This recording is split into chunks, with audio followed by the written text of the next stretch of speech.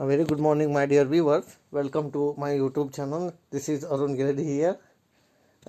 In today's class, we would like to discuss one of the important question, that is the difference between director and managing director. This question is maybe came for 5 marks. ಬರಬಹುದು. ನಿರ್ದೇಶಕ ಮತ್ತು ವ್ಯವಸ್ಥಾಪಕ ನಿರ್ದೇಶಕನ ನಡುವಿನ ವ್ಯತ್ಯಾಸಗಳನ್ನು ನೋಡಬಹುದು. Now, according to first important point, framing the policy, ನೀತಿಯನ್ನು ರಚಿಸುವುದರ ಆಧಾರದ ಮೇಲೆ ನಾವು ನೋಡೋದಾದ್ರೆ the policy of a company is frame by the director, whereas that policy is practice by the managing director. ನೋಡಿ, ಅಷ್ಟು ಸಿಂಪಲ್ ಆಗಿ difference. The policy is going to be frame by the directors and that same policy is going to be implemented or practice by the managing director. ನೋಡಿ, ನೀತಿಯನ್ನು ರಚಿಸುವಿಕೆ ಅಂತ ಕರಿತೀವಿ, framing the policy.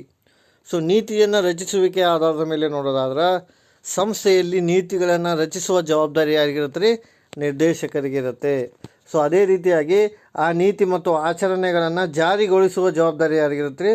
ವ್ಯವಸ್ಥಾಪಕ ನಿರ್ದೇಶಕನಿಗೆ ಇರುತ್ತದೆ. ಅಂದ್ರೆ ನಿರ್ದೇಶಕನು ನೀತಿ ಮತ್ತು ನಿಯಮಗಳನ್ನು ರಚಿಸುತ್ತಾನೆ, ವ್ಯವಸ್ಥಾಪಕ ನಿರ್ದೇಶಕನು ನೀತಿ ನಿಯಮಗಳನ್ನು ಆಚರಿಸುತ್ತಾನೆ ಅಂತ ನಾವಲ್ಲಿ ಹೇಳ್ಬೋದು.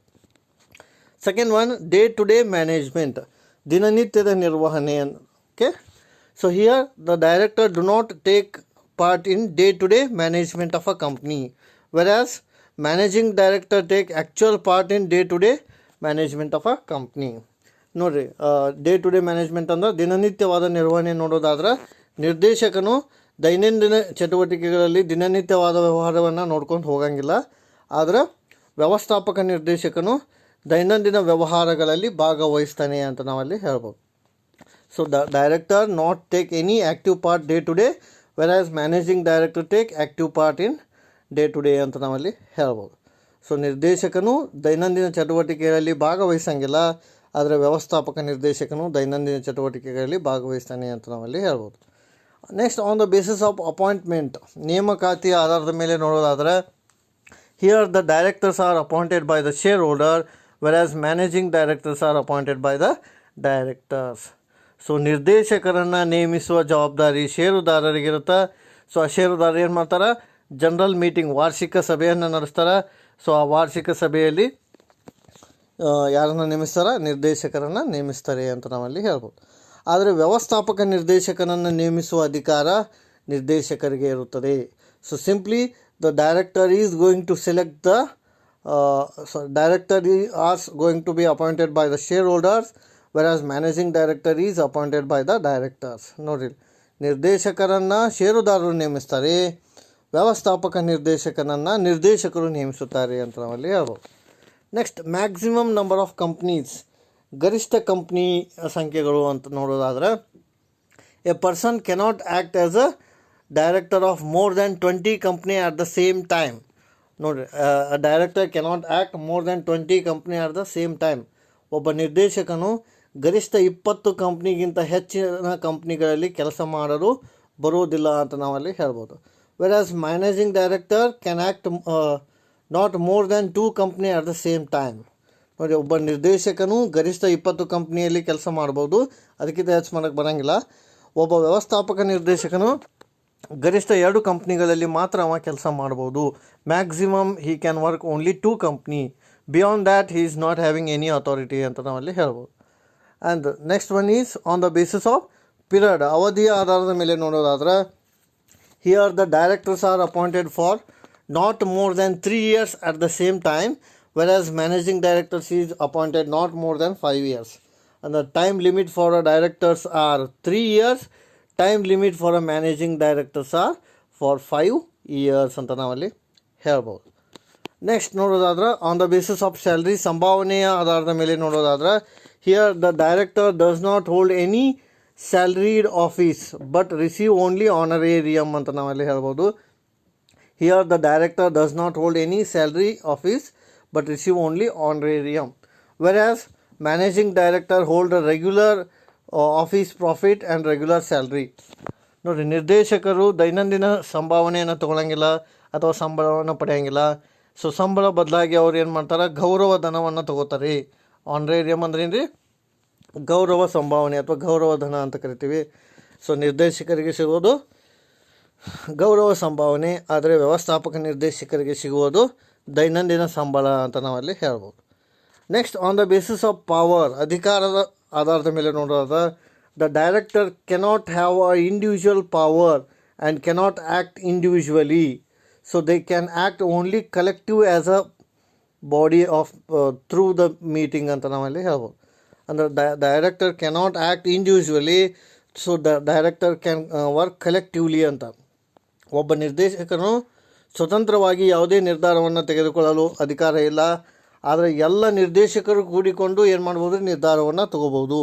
So single director can't do anything. So the group of directors can work collectively ಅಂತ ನಾವಲ್ಲಿ ಹೇಳ್ಬೋದು. But managing director can act individually when entrusted with a special power of management by the board. ನೋಡಿ, ನಿರ್ದೇಶಕ ಮಂಡಳಿಯಿಂದ ವಿಶೇಷ ಅಧಿಕಾರವನ್ನು ಪಡೆದ ಸಂದರ್ಭದಲ್ಲಿ ವ್ಯವಸ್ಥಾಪಕ ನಿರ್ದೇಶಕನು ಏನು ಮಾಡ್ಬೋದು ರೀ, ಕೆಲಸವನ್ನು ಮಾಡ್ಬೋದು. ಅಂದರೆ ಇದರ ಅರ್ಥ managing director can work individually whereas director can work collectively ಅಂತ ನಾವಲ್ಲಿ ಹೇಳ್ಬೋದು. Next, on the basis of position, ಸ್ಥಾನಮಾನದ ಆಧಾರದ ಮೇಲೆ ನೋಡೋದಾದ್ರೆ, the directors are considered as the agents of a shareholder of a company, whereas managing directors are considered as the agent of a board of director.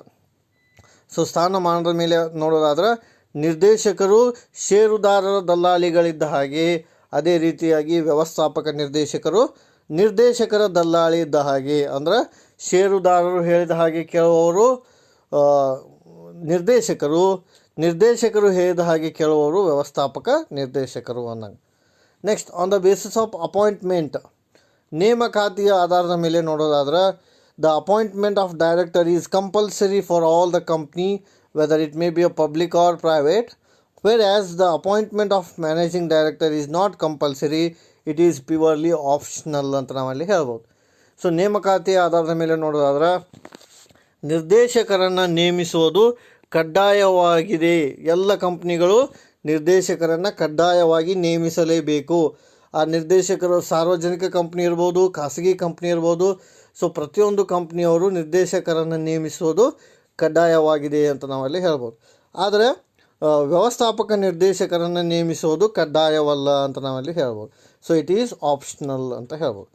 Next, on the basis of retirement, ನಿವೃತ್ತಿ ಆಧಾರದ ಮೇಲೆ ನೋಡೋದಾದ್ರೆ, directors are subject to retirement by rotation at the end of 3 years.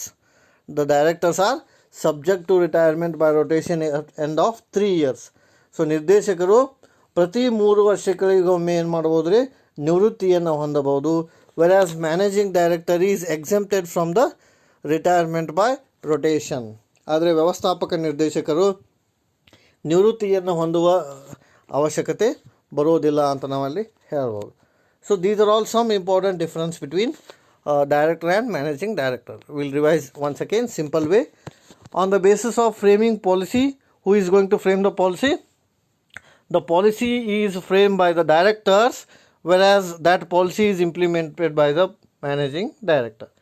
So policyನ ready ಮಾಡೋರು directors, ಅದನ್ನ implement ಮಾಡೋರು managing director. So ಡೈರೆಕ್ಟರು day to day activity ಒಳಗೆ ಭಾಗವಹಿಸಂಗಿಲ್ಲ, ಮ್ಯಾನೇಜಿಂಗ್ ಡೈರೆಕ್ಟ್ರು ಡೇ ಟು ಡೇ ಆ್ಯಕ್ಟಿವಿಟಿ ಒಳಗೆ ಭಾಗವಹಿಸ್ಬೇಕು. Directors are appointed by shareholder, whereas managing directors is appointed by director. ಷೇರುದಾರರು ನಿರ್ದೇಶಕರನ್ನು ನೇಮಿಸ್ತಾರೆ. ಅದೇ ರೀತಿಯಾಗಿ ವ್ಯವಸ್ಥಾಪಕ ನಿರ್ದೇಶಕರು ನೇಮಿಸ್ತಾರೆ ಅಂತ ನಾವಲ್ಲಿ ಹೇಳ್ಬೋದು. So director can work maximum 20 company, whereas managing director can work maximum 2 company. ಗರಿಷ್ಠ 2 ಕಂಪ್ನಿಗೆ ಕೆಲಸ ಮಾಡ್ಬೋದು ವ್ಯವಸ್ಥಾಪಕ ನಿರ್ದೇಶಕರು, ಆದರೆ ನಿರ್ದೇಶಕರು ಗರಿಷ್ಠ 20 ಕಂಪ್ನಿಗೆ ಕೆಲಸ ಮಾಡ್ಬೋದು. Directors can work maximum 3 years, managing directors can work maximum 5 years. ನಿರ್ದೇಶಕರು ಗರಿಷ್ಠ 3 ವರ್ಷಗಳಿಗೊಮ್ಮೆ ನೇಮಕ ಆಗ್ಬೋದು, ಆದರೆ ವ್ಯವಸ್ಥಾಪಕ ನಿರ್ದೇಶಕರು ಗರಿಷ್ಠ 5 ವರ್ಷಗಳಿಗೊಮ್ಮೆ ನೇಮಕ ಆಗ್ಬೋದು. ಆಮೇಲೆ directors cannot get regular salary, they are getting a honorarium, whereas managing director is getting the regular salary. So regular salary ಯಾರಿಗೆ ಸಿಗುತ್ತೆ ಅಂದ್ರೆ ಡೈರೆಕ್ಟರ್ಸ್ಗೆ ರೆಗ್ಯುಲರ್ ಸ್ಯಾಲ್ರಿ ಸಿಗೋಂಗಿಲ್ಲ, ಮ್ಯಾನೇಜಿಂಗ್ ಡೈರೆಕ್ಟರ್ಸ್ಗೆ ರೆಗ್ಯುಲರ್ ಸ್ಯಾಲ್ರಿ ಸಿಗುತ್ತೆ. ಆಮೇಲೆ ಇಂಡಿವಿಜುವಲ್ ಪವರ್ ಇರೋಂಗಿಲ್ಲ, ಕಲೆಕ್ಟಿವ್ ಪವರ್ ಇರುತ್ತೆ ಡೈರೆಕ್ಟರ್ ಕಡೆ, ಮ್ಯಾನೇಜಿಂಗ್ ಡೈರೆಕ್ಟರ್ ಕಡೆ ಇಂಡಿವಿಜುವಲ್ ಪವರ್ ಇರುತ್ತೆ ಅಂತ ಹೇಳ್ಬೋದು. ಸೊ ಡೈರೆಕ್ಟರು ಶೇರ್ ಹೋಲ್ಡರ್ಗೆ ಏಜೆಂಟ್ ಆಗಿ ಕೆಲಸ ಮಾಡ್ತಾರೆ, ಮ್ಯಾನೇಜಿಂಗ್ ಡೈರೆಕ್ಟರು ಬೋರ್ಡ್ ಆಫ್ ಡೈರೆಕ್ಟರ್ಸ್ಗೆ ಏಜೆಂಟ್ ಆಗಿ ಕೆಲಸ ಮಾಡ್ತಾರೆ. ಸೊ ಡೈರೆಕ್ಟರ್ ಅಪಾಯಿಂಟ್ಮೆಂಟ್ ಕಂಪಲ್ಸರಿ ಇರುತ್ತೆ, ಮ್ಯಾನೇಜಿಂಗ್ ಡೈರೆಕ್ಟರ್ ಅಪಾಯಿಂಟ್ಮೆಂಟ್ ಕಂಪಲ್ಸರಿ ಇರೋಂಗಿಲ್ಲ. ಆಮೇಲೆ ಡೈರೆಕ್ಟರ್ಸು ರಿಟೈರ್ ಆಗ್ಬೋದು end of 3 years retirement. Managing director retirement ಆಗಲಿಕ್ಕೆ ಬರೋಂಗಿಲ್ಲ ಅಂತ ನಾವಲ್ಲಿ ಹೇಳ್ಬೋದು.